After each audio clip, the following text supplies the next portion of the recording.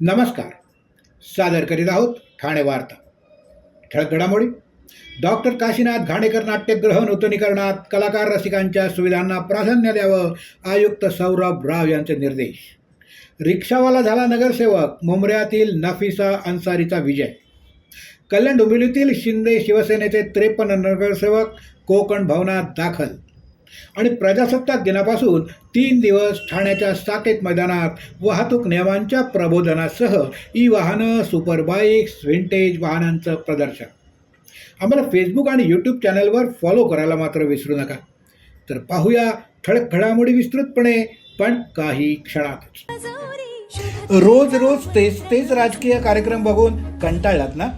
अहो, मग ठाणे वार्ता श्रीस्थानक आता तुम्हाला नवनवीन कार्यक्रमांचा आनंद लुटण्याची संधी देते. आपल्या घरातील लग्न, मुंज, कोणतंही शुभकार्य अशा विविध घटनांचा आनंद आपण ठाणे वार्ता श्रीस्थानक वाहिनीवर लुटू शकता आणि सगळ्यांपर्यंत पोहोचवू शकता. यासाठी फक्त एवढंच करायचं, या दूरध्वनी क्रमांकावर संपर्क साधायचा. आपले कार्यक्रम आमच्यापर्यंत सगळ्यांपर्यंत पोहोचवायचे. आपण पाहत आहात श्रीस्थानक वाहिनी, ठाणे जिल्ह्याचं मुख्य व्यासपीठ. ठाणे वार्ता पहा श्रीस्थानक वाहिनीवर. आता सकाळी 9:15 पासून रात्री 9:15 पर्यंत ठाणे वार्ता, ठाण्यातील पहिलं दृकश्राव्य माध्यम. ठाणे वार्ता आणि श्रीस्थानक वाहिनीचं लाईव्ह स्ट्रीमिंग. ठाणेवार्ता.com वरील लाईव्ह स्ट्रीमवर क्लिक करा आणि अगदी मोबाईलवरही ठाणे वार्ता श्रीस्थानक वाहिनीचा आनंद लुटा. यासाठी आमचं ॲप डाउनलोड करा.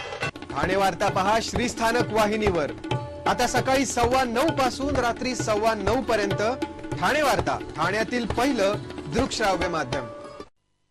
आपण पाहत आहात श्रीस्थानक वाहिनी, ठाणे जिल्ह्याचं मुख्य व्यासपीठ. ठाकरे गटाचे उमेदवार आणि माजी महापौर अशोक वैती यांचा पराभव करणारे उद्धव ठाकरे गटाचे नगरसेवक शहाजी खुरपे नॉट रिचेबल झाल्याच्या चर्चांना उधाण आलंय. गेल्या 2 दिवसापासून ते फोनच घेत नाहीत, त्यामुळे ते कोणाच्या वाटेवर आहेत असे प्रश्न आता उपस्थित होत आहेत. कल्याण डोंबिवलीनंतर ठाकरे गटाचे उमेदवार खुरपे कोणाच्या गळाला लागणार याकडे ठाणेकरांचं लक्ष लागलं असून याबद्दल ठाकरे गटाकडून कुठलीच प्रतिक्रिया दिली जात नाहीये. ठाणे महानगरपालिकेनं पर्यावरणपूरक विसर्जनासाठी विशेष व्यवस्था केली असल्याची माहिती आयुक्त सौरभ राव यांनी दिली. गणेश भक्तांनी मूर्ती विसर्जनासाठी पर्यावरणपूरक व्यवस्थेचा वापर करावा असं आवाहन आयुक्तांनी केलं आहे.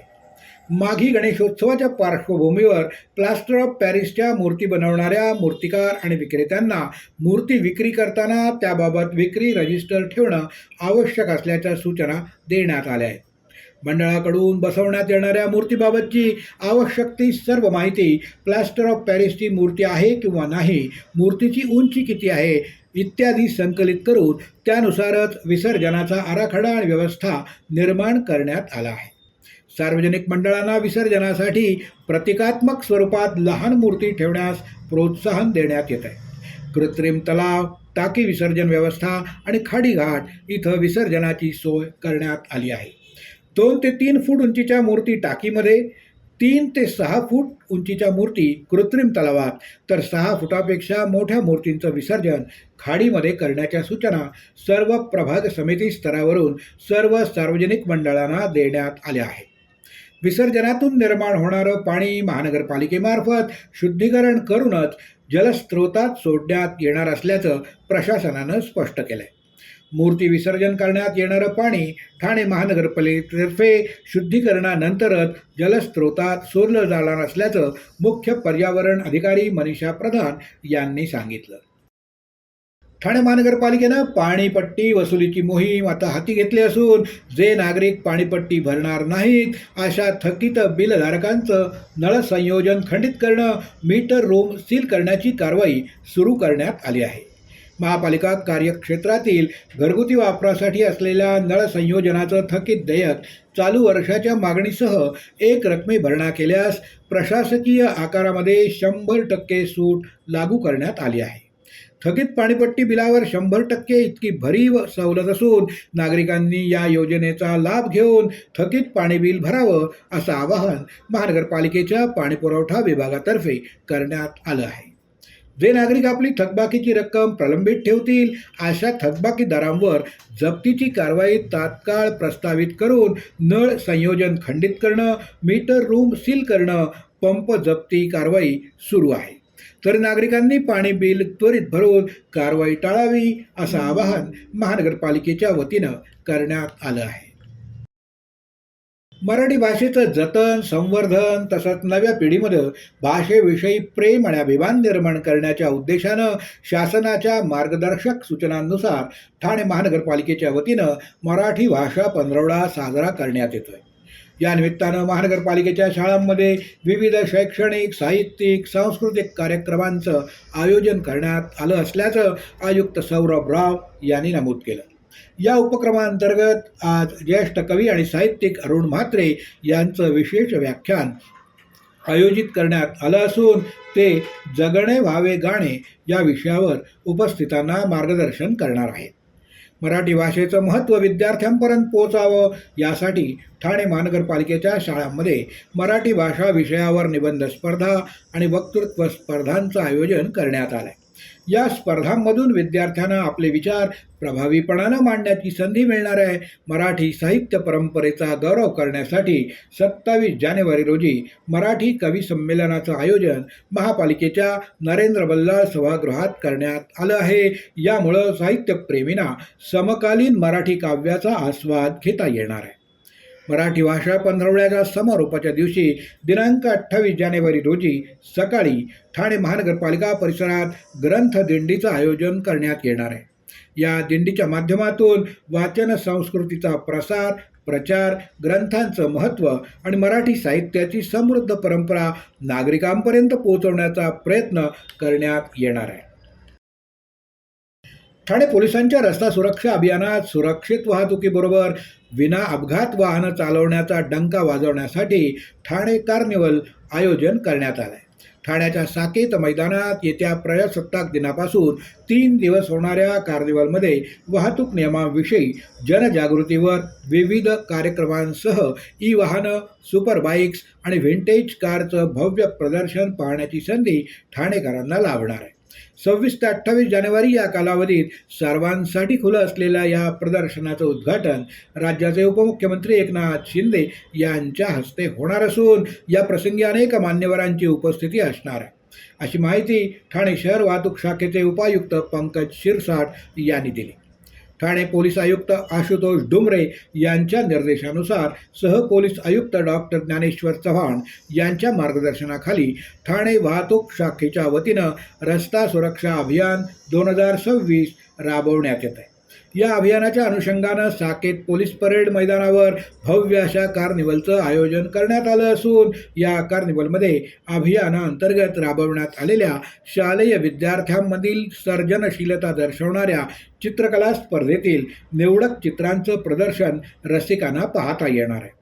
त्यासोबतच विद्यार्थ्यांनी साकारलेले वाहतूक विषयक कल्पक प्रकल्प, अम्युजमेंट पार्कमध्ये वाहतुकीशी संबंधित गेम्स आणि रस्त्यावरील वाहतूक चिन्हांचं आकलन देखील केलं जाणार आहे. साकेत मैदानात 26 जानेवारी प्रजासत्ताक दिनापासून 28 जानेवारीपर्यंत हा कार्निवल सर्वांसाठी खुला असणार आहे, असं वाहतूक शाखेकडून कळवण्यात आलं आहे. रोज तेच राजकीय कार्यक्रम बघून कंटाळलात ना? अहो, मग ठाणे वार्ता श्रीस्थानक आता तुम्हाला नवनवीन कार्यक्रमांचा आनंद लुटण्याची संधी देते. आपल्या घरातील लग्न, मुंज, कोणतंही शुभकार्य अशा विविध घटनांचा आनंद आपण ठाणे वार्ता श्रीस्थानक वाहिनीवर लुटू शकता आणि सगळ्यांपर्यंत पोहोचवू शकता. यासाठी फक्त एवढंच करायचं, या दूरध्वनी क्रमांकावर संपर्क साधायचा. आपले कार्यक्रम आमच्यापर्यंत सगळ्यांपर्यंत पोहोचवायचे. आपण पाहत आहात श्रीस्थानक वाहिनी, ठाणे जिल्ह्याचं मुख्य व्यासपीठ. ठाणे वार्ता पहा श्रीस्थानक वाहिनीवर. आता सकाळी 9:15 पासून रात्री 9:15 पर्यंत ठाणे वार्ता, ठाण्यातील पहिलं दृकश्राव्य माध्यम. ठाणे वार्ता आणि श्रीस्थानक वाहिनीचं लाईव्ह स्ट्रीमिंग ठाणेवार्ता.com वरील लाईव्ह स्ट्रीमवर क्लिक करा आणि अगदी मोबाईलवरही ठाणे वार्ता श्रीस्थानक वाहिनीचा आनंद लुटा. यासाठी आमचं ॲप डाउनलोड करा. ठाणे वार्ता पहा श्रीस्थानक वाहिनीवर. आता सकाळी 9:15 पासून रात्री 9:15 पर्यंत ठाणे वार्ता, ठाण्यातील पहिलं दृकश्राव्य माध्यम. आपण पाहत आहात श्री स्थानक वाहिनी, ठाणे जिल्ह्याचं मुख्य व्यासपीठ. मनसे, भाजप, शिवसेना मिळून कल्याण डोंबिवलीतील सत्ता स्थापन करणार असल्याचा दावा खासदार श्रीकांत शिंदे यांनी केलाय. 53 नगरसेवकांचा गट स्थापन करण्यासाठी आले आहेत. त्याबरोबर मनसेचे 5 नगरसेवक देखील गट स्थापन करण्यासाठी आले असल्याची माहिती त्यांनी यावेळी दिली. आम्ही युतीमध्येच सत्ता स्थापन करणार असून जितके लोक सोबत येतील त्या सर्वांना सोबत घेऊन जाऊ असे सांगून मनसेने महायुतीला समर्थन दिल्याचं त्यांनी सांगितलं. सत्ता स्थापनेबाबत सर्व अधिकार शिंदे साहेबांचे आहेत. कोण महापौर होणार हे शिंदे साहेब आणि वरिष्ठ नेते ठरवतील असं ते म्हणाले.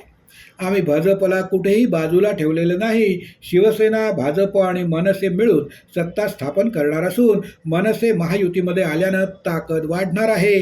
महायुती जिथं एकत्र लढली तिथं आम्ही एकत्र सत्ता स्थापन करू असं सांगून त्यांनी संजय राऊत यांच्याबद्दल त्यांना विचारलं असता त्या लोकांकडे लक्ष देण्याची गरज नसल्याचं मत यावेळी व्यक्त केलं.